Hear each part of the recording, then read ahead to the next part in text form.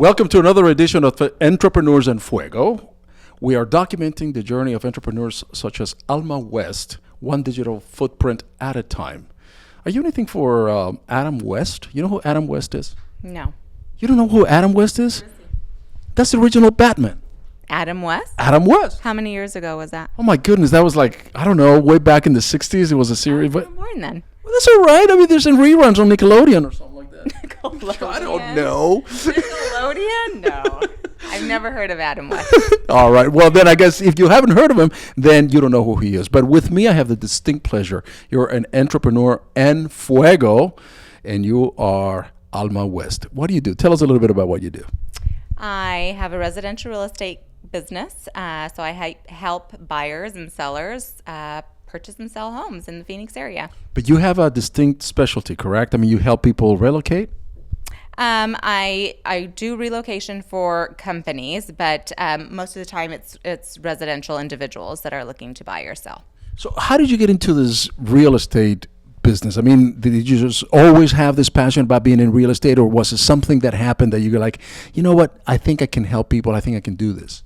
No, it was just a fluke. I have a background in business and was training a business planning course and had a commercial agent come in and teach for me. And she was running a condo development at the time and asked me if I wanted to help sell her condos.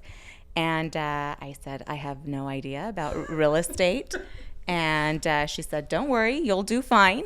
And so I quit my job, and that was in Tucson, and I came up to Phoenix and got my real estate license in 9 days. Whoa! You got your real estate license in 9 days. I mean, did you go to the real estate school? Yes. Morning, afternoon, night? All day. Yeah, 9 days straight. Tested on the 10th day and done.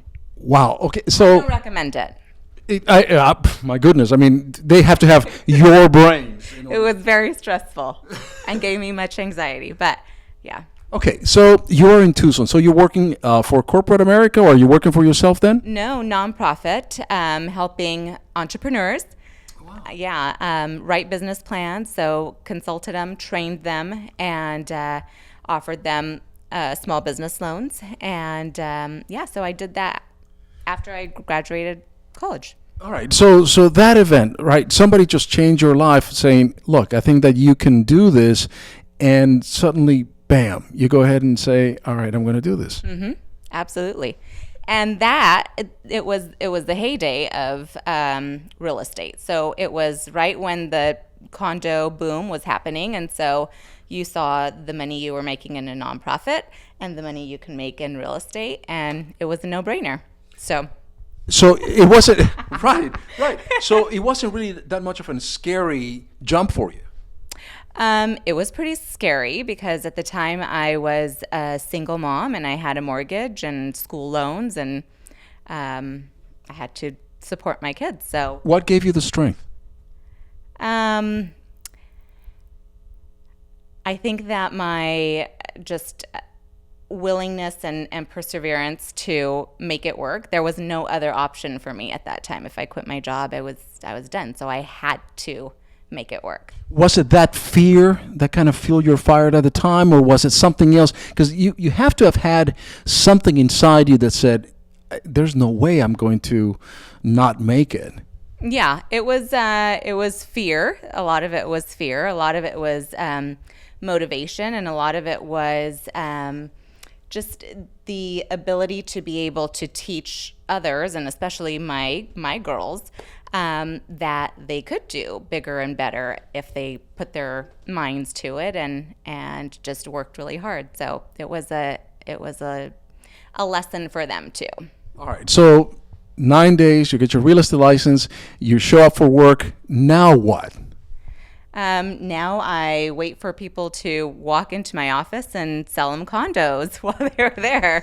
So it was pretty tricky, a complete change from just working a 9-to-5 job in the nonprofit world. It's you have to make sales and close sales and work day and night to make it happen. So this wasn't the boom, right? I mean, you were saying that this isn't the boom. So everything is going as planned. I mean, this is just beautiful. And then And then the drop. Yeah.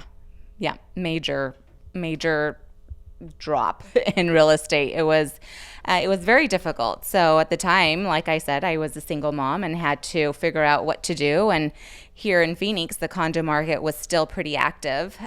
So I moved myself and my daughters up to Phoenix and worked on a condo development here. And quickly thereafter, again, just done. The market just dropped and fell. Right. The market was kind of non-existent at that point. And so here you are, single mom, and you're thinking, what the hell did I just do? Yes, exactly. So again, I had to figure it out, went to the resale side of real estate and just hit the pavement and started establishing relationships and made my business completely 100% referral based from then. Did you at any point in time think, I'm not going to make it? How did you deal with that stress? Because it must have been very stressful. I mean, not only for you, but, the whole real estate market was just completely shut out. But how did you deal with that stress? I exercised a lot.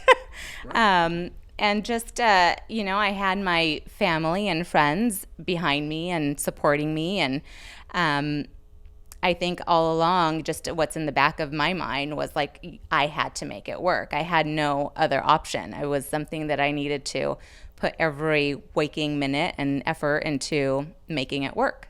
And people did. There was a need for realtors.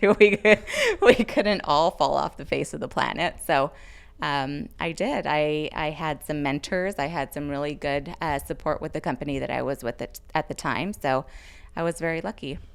At the peak, there were about 90,000 realtors, and it dropped to about maybe 28, 30,000. 30. Mm-hmm. So a lot of them left, and those of us that stayed are real troopers and can, attest that we've made it through the good times and the bad times. Having gone through that stressful period of time, and you went through the very good times, and then you went through the very bad times. What is it that inside you kept you going? Was there something specifically that kept you going and going and going? I met so many great people and clients, and it was to continue to help people that I thought needed help and needed somebody that had integrity and honesty and good communication, whether the situation was good or bad, because there was a lot of bad going on.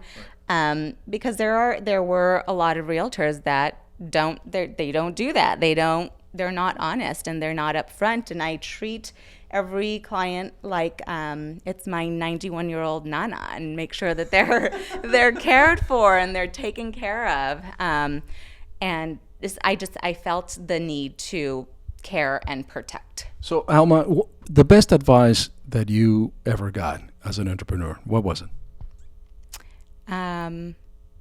Persevere. Try and try and try and try and try. And even when you're completely out of options, try another option till you get it. Is that the same advice that you would give somebody that is starting out right now, an entrepreneur that is looking to get into real estate or looking to get into any type of industry? They're listening to you right now. They're watching you, and they're going, I can do that. I can be that. And I know that, I'm a single mom out there. Yeah. What advice would you give them?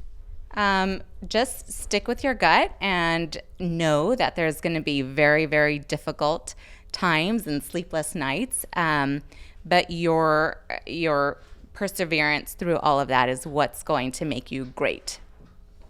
Never give up. Never give up. Just got to keep going and rolling with the punches, Keep on going. Yes. keep on going, and you'll make it out alive, right? Well, we hope to make it out alive on the other side. But yeah. Somebody, look, let me tell you something. Somebody like you is very inspirational, because Entrepreneurs in Fuego is about entrepreneurs who, their journeys, artists' journeys. What did you have to go through to get to where you are right now? And the road is really not easy as sometimes depicted, in shows or in pictures. It is not something that happens overnight. Not at all. I think a lot of people have this image of real estate and entrepreneurs that that it's easy, especially in my industry. I think people think like, oh, you go and get your license and then you'll be selling homes and making money, but it's very difficult. And yeah, it's just it's something that you have to put your mind to and really want to do. And it's a numbers game too, right? I mean, you have to talk to a lot of people, you have to touch a lot of people, you have to be able to just never give up, because it's a numbers game. We had a consultant that came through Entrepreneurs in Fuego interview, and he was like, the first thing out of his mouth is, it's a numbers game. Yes, it is. It's build and establish relationships with people, and they are going to have family, friends, coworkers that they run into, and might hear somebody say they want to buy or sell, and so you have to keep meeting people and keep on top of mind for sure. Lots of follow up. Do you have any questions for me? No, you don't have to answer that. Do you have a house to sell? Do you want to buy a house? That's what makes you different, man. Right there and then, you just show your grit, your wit. Always ask. How do you know? How do you know if you don't ask? You never know. You never know. That's amazing. Do you have a friend that wants to sell a house? As a matter of fact, I think I do. Okay. Can you make the intro? I can. Please. Of course I can. Here at Entrepreneurs of Fuego, we're all about connections. We're all about introducing people to other people to other people. All right. Awesome. And for that, I am going to give you. Check it out. Well, this is mine, so you're just going to have to. I got to put my eyes on. Right. And I'm one microphone here and everything else. Anyway, so a lot of what you were talking about, entrepreneurs have the following virtues, we think. All the entrepreneurs that have come through Entrepreneurs in Fuego: simplicity, discipline, humility, kindness, and honesty. Kind of what you were talking about. And so if you do that, you're going to get, check it out, peaceful soul. Isn't that cool? Isn't that cool? This is my name, Alma, soul.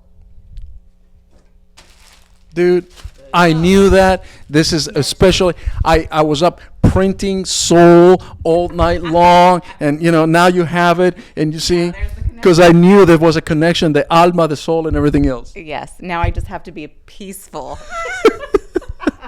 Not after this interview, man. I mean, we're all jacked up and everything else. I know. Thank you for coming to Entrepreneurs in Fuego. We really appreciate it. And we're going to have you back, because we want to hear again how your journey is coming along, and we want to be able to kind of go back and see, all right, this is, oh, by the way, where do you want to be in about 3 years? Do you want to conquer the world? You want to be, where do you want to be? What are your goals in 3 years? To be a builder developer. How do you do that? Start very small, house by house, and build up to buying land and building developments. We're going to check back with you in about a year or two from now, and we're going to look at this interview. I'm going to have that little, like 60 minutes, I'm going to have the little camera, little television there, and going to go, all right, this is what you said back then. That's right. And where are you now? You're like, dude, I've got like 1,000 condos and I've 1,000 projects and stuff. That's what we want to hear. That's the hope. And with that, we are out.